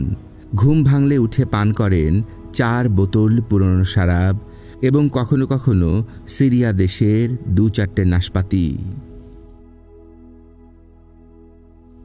বিলাস ঐশ্বর্যময় জীবন এ যুগকে ইতিহাস উপন্যাসের নিকট প্রিয় করে তোলে, কিন্তু এ যুগকে দুনিয়ার ইতিহাসে অমর করে রেখেছে এক জ্ঞানাত্মক জাগরণ। এই জাগরণ কেবল ইসলামের ইতিহাসে নয়, চিন্তা এবং সংস্কৃতির সমগ্র ইতিহাসের মধ্যে ছিল গভীর তাৎপর্যপূর্ণ অধ্যায়। এই জাগরণের প্রধান হেতু ছিল বিদেশি প্রভাব, কতকটা ইন্দো পার্সিক এবং সিরীয়, কিন্তু প্রধানত হেলেনিক। এ নবজীবনের সাধনার এক বিশিষ্ট লক্ষণ ছিল ফার্সি, সংস্কৃত, সিরিয়াক এবং গ্রিক হতে আরবি ভাষার অনুবাদ। আরবরা অতি সামান্য নিজস্ব সাহিত্য, বিজ্ঞান বা দর্শন নিয়ে তাদের নতুন জাতীয় জীবনের যাত্রা শুরু করে। কিন্তু তারা মরুভূমি হতে নিয়ে আসে জ্ঞানাত্মক কৌতূহলের এক সুতীক্ষ্ণ বোধশক্তি এবং বহু অন্তর্হিত বিশিষ্ট গুণ, এবং অল্পকালের মধ্যেই তারা বিজিত কিংবা লড়াইয়ের ময়দানে পরিচিত পুরনো ও উন্নততর সংস্কৃতিবান জাতিসমূহের উত্তরাধিকারী হয়ে বসে। সিরিয়া সভ্যতা পরবর্তী গ্রিক সভ্যতা দ্বারা প্রভাবিত হয়েছিল। আরবের মুসলমানরা সিরিয়ায় গিয়ে এই গ্রিক প্রভাবিত সিরীয় সভ্যতা গ্রহণ করে। ইরাকে গিয়ে তারা ইরান প্রভাবিত ইরাকি সভ্যতা গ্রহণ করে। বাগদাদ নগর স্থাপনের মাত্র ৭৫ বছরের মধ্যে আরবি পাঠক জগৎ আপনায় টেনে নেয় আরাস্তুর প্রধান প্রধান দর্শন গ্রন্থ, বড় বড় নিওপ্লেটনিক ভাষ্যকারদের গ্রন্থ, গ্যালেনের অধিকাংশ চিকিৎসা গ্রন্থ এবং পার্শ্বিক ও ভারতীয় বৈজ্ঞানিক গ্রন্থাবলী। যার বিকাশ সাধন করতে গ্রিকদের বহু শতাব্দী কেটে গিয়েছিল, আরবরা কয়েক দশকের মধ্যেই সেটি আত্মস্থ করে নেয়। ইসলামের মূল প্রকৃতিতে ছিল মরুর প্রভাব ও আরব জাতীয়তার পরিচয় চিহ্ন। গ্রিক এবং পারস্য সভ্যতার প্রধান বৈশিষ্ট্যগুলি আত্মস্থ করার ফলে ইসলাম তার আদি প্রকৃতির অধিকাংশই হারিয়ে ফেলে। কিন্তু এই পথে ইসলাম মধ্যযুগীয় সভ্যতার আরেকটি গুরুত্বপূর্ণ স্থান দখল করে। এই মধ্যযুগীয় সভ্যতা সেকালে দক্ষিণ ইউরোপ ও নিকট প্রাচ্যের মধ্যে যোগসূত্র ছিল। মনে রাখতে হবে, এ সভ্যতার খোরাক যোগাত একটি মাত্র স্রোতধারা। এই স্রোতধারা প্রাচীন মিশর, ব্যাবিলনিয়া, ফিনিশিয়া এবং জুডিয়া হতে উৎপন্ন হয়ে চলে গিয়েছিল গ্রিসে, এবং এই সময়ে হেলেনিজমের রূপ পরিগ্রহণ করে আবার প্রাচ্যে ফিরে আসছিল। আমরা পরে দেখতে পাব কিরূপে স্পেন ও সিসিলিতে এই স্রোতধারা ইউরোপীয় রেনেসার সূচনা করে, এবং আরবরা কিরূপে স্পেন ও সিসিলির ভিতর দিয়ে একে ফের ইউরোপে পাঠিয়ে দেয়। প্রাথমিক যুগেই আরবের মুসলমানেরা পাক ভারত হতে প্রচুর প্রেরণা লাভ করে। জ্ঞান, ধর্ম, সাহিত্য ও গণিতেই এই প্রেরণাগুলি বিশেষ কার্যকরী হয়। ৭৭৩ সালে একজন পাক ভারতীয় ভ্রমণকারী বাগদাদে আসেন এবং গ্রহবিজ্ঞান বিষয়ক একখানি গ্রন্থ খলিফার নিকট উপস্থিত করেন। খলিফার আদেশে আল ফারাজি গ্রন্থখানি আরবিতে অনুবাদ করেন। অবশ্য মরুভূমিতে বাস করার কালে গ্রহ নক্ষত্র আরবদের দৃষ্টি আকর্ষণ করে, কিন্তু এই সময়ের পূর্ব পর্যন্ত তাদের মধ্যে ওইসব নিয়ে কোনো বৈজ্ঞানিক অনুসন্ধান শুরু হয়নি। নামাজের কিবলা কোন দিকে হবে তা ঠিকমতো নির্ণয়ের জন্য ইসলামও গ্রহবিজ্ঞান অধ্যয়নে উৎসাহ দান করে। সুবিখ্যাত আল খাওয়ারিজমি ৮৫০ সালেই ইন্তেকাল করেন। তিনি আল ফারাজির গ্রন্থকে ভিত্তি করে গ্রহবিজ্ঞান বিষয়ে তার বহু বিস্তৃত নির্ঘণ্ট গ্রন্থ প্রণয়ন করেন। গ্রিক এবং পাক ভারতীয় গ্রহবিজ্ঞানের মধ্যে সামঞ্জস্য বিধান এবং তার নিজস্ব অবদানে সেই বিজ্ঞানকে সমৃদ্ধ করেন। ইউরোপীয় রাজ্যের সংখ্যাকে বলে আরবি এবং আরবরা বলে পাক ভারতীয়। সে সংখ্যাও মুসলিম জগতে প্রবেশ করে ওই একই পাক ভারতীয় ভ্রমণকারীর নীত একটি গণিত গ্রন্থ মারফত। পরবর্তীকালে নবম শতাব্দীতে আরব গণিত বিজ্ঞান পাক ভারতীয়দের আরও একটি অবদানে সমৃদ্ধ হয়। গণিতের জগতে অবদান হচ্ছে দশমিকের রীতি। আরবদের উর্বর হেলাল বিজয়কালে তাদের হাতের কাছে গ্রিসের জ্ঞানাত্মক উত্তরাধিকাররাই ছিল সবচেয়ে মূল্যবান ভাণ্ডার। সুতরাং আরব জীবনে সমস্ত বৈদেশিক প্রভাবের মধ্যে হেলেনিজমই সবচেয়ে শক্তিশালী প্রভাব হয়ে দাঁড়ায়। আল মামুনের আমলে এই গ্রিক প্রভাব তার চরম সীমায় গিয়ে পৌঁছে। আল মামুনের চরিত্রে যুক্তি প্রবণতার ঝোঁক ছিল।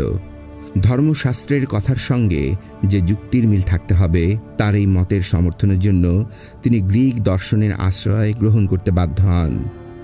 ৮৩০ সালে তিনি তার বিখ্যাত জ্ঞান নিকেতন স্থাপন করেন। এ প্রতিষ্ঠানে পাঠাগার, তত্ত্বমূলক আলোচনার কেন্দ্র ও অনুবাদ সংঘের সমাবেশ ছিল।